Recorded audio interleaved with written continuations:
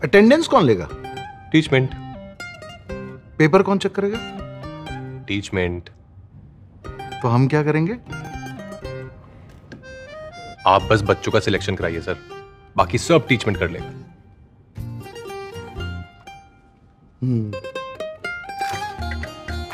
चाहे जैसी भी जरूरत हो, टीचमेंट पे टीचिंग आसान है।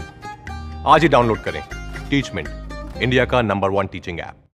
हेलो एवरीवन, वंदना आप सभी को मोस्ट वेलकम करती हूँ अपने YouTube channel Vandana education centre में। हम लेकर आए हिंदी का सेट ए का पूरा सॉल्यूशन। तो ये आपका सीजी बोर्ड का हिंदी का सेट ए का पूरा सॉल्यूशन आपको इस वीडियो में मिलेगा। ए टू जेड सारे क्वेश्चंस के आंसर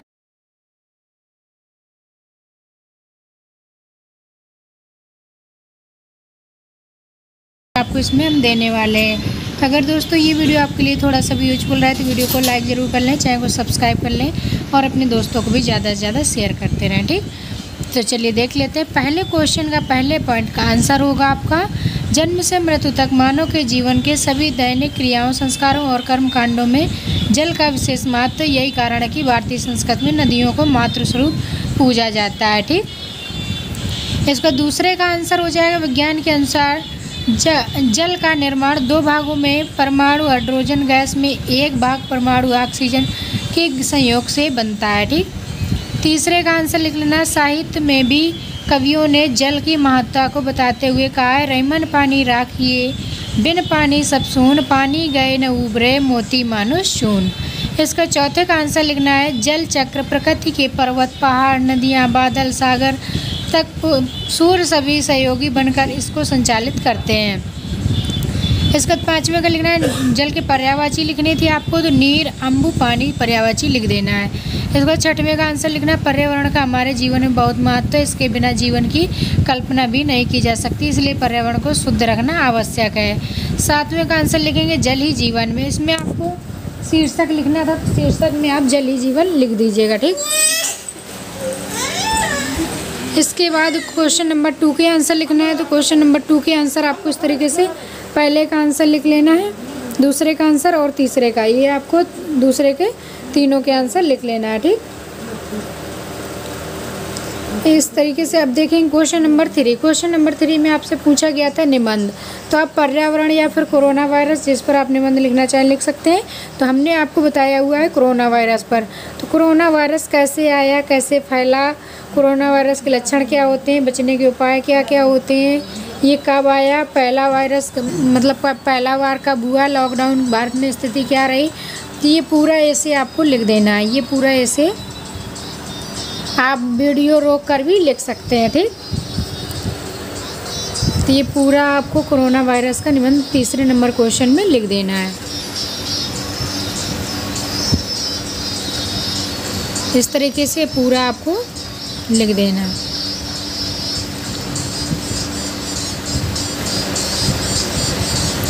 इसके बाद देखिए क्वेश्चन नंबर 3 में आपको ऐसे लिखना था कोरोना वायरस का।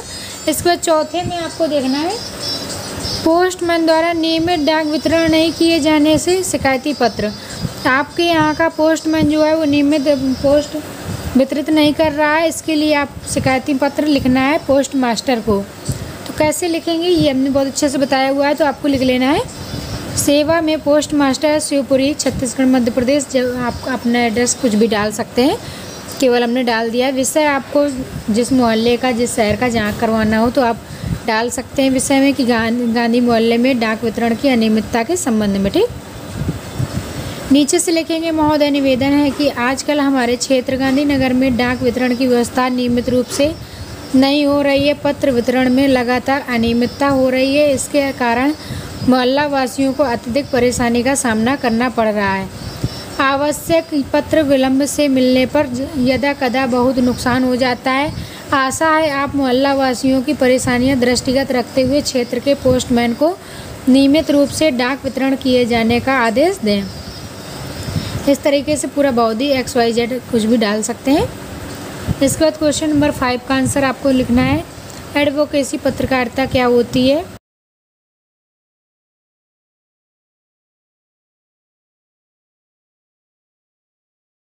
उसके पक्ष में जनमत तैयार करता है। तो इस तरह की पत्रकारिता को पक्षधर या एडवोकेसी पत्रकारिता कहते हैं। इसके बाद फिर बा का अनुभूति, अभिव्यक्ति, हिंदी नेस्ट ये लिख लेना है। इसके बाद सा में लिखना है प्रमुख भाग, साक्षात्कार, समीक्षा, वार्ता।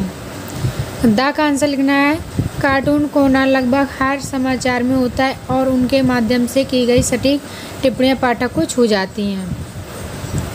इसका नेक्स्ट क्वेश्चन है 6 नंबर, कहानी के तत्व लिखना है। तो कथा, वस्तु, चरित्र, चित्रण, संवाद, देश काल या वातावरण, उद्देश्य, शैली, ये आपको 6वें नंबर में लिख लेना है। इसके बाद 7वें पत्रकारिता के प्रकार लिखना है। खोजपरक पत्रकारिता, विशेषीकरण पत्रकारिता, वॉचडॉग पत्रकारिता, एडवोकेसी पत्रकारिता और वैकल्पिक पत्रकारिता, इस तरीके से लिख लेना है।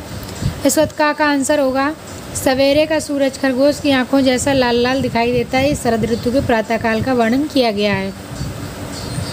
इसमें आपको 12 नंबर में शीर्षक पतंग लिखना है। कवि का नाम लिखना है आलोक धनवंशी, ठीक। इसके बाद 8वें का आंसर आपको लिख लेना है। 9वें का आंसर आपको नोट आउट कर लेना है। इसके बाद 10वें का आंसर आपको लिख लेना है। रात के आगमन की अनुभूति से सभी अपने अपने घरों की ओर तेज़ी से लौट रहे हैं। सभी के घरों में उनकी प्रतीक्षा के लिए कोई ना कोई अपना प्रिय करीबी व्याकुल रहता है। कोई हमारी प्रतीक्षा कर रहा है, यही बात घर पहुंचने के लिए हमारे कदमों में अधिक चंचलता भर देती है।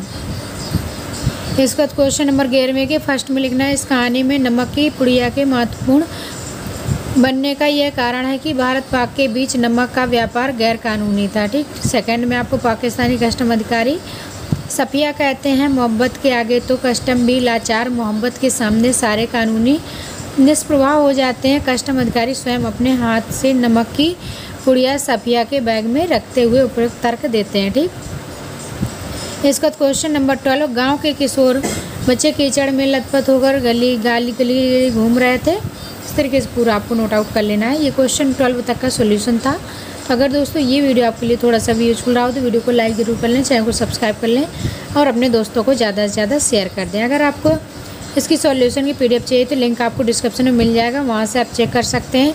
अगर आपको किसी पेपर का सॉल्यूशन चाहिए, किसी सब्जेक्ट का आपको दिक्कत हो रही है तो आप हमें टेलीग्राम ग्रुप वंदना स्टडी क्लासेस से बना हुआ है, उसमें आप भेज सकते हैं ताकि आपकी हेल्प की जा सके, आपको सॉल्यूशन मिल सके। तो चलिए दोस्तों, मिलेंगे नेक्स्ट वीडियो में इसी तरह के और सॉल्यूशन के साथ। तो bye bye, thanks for watching.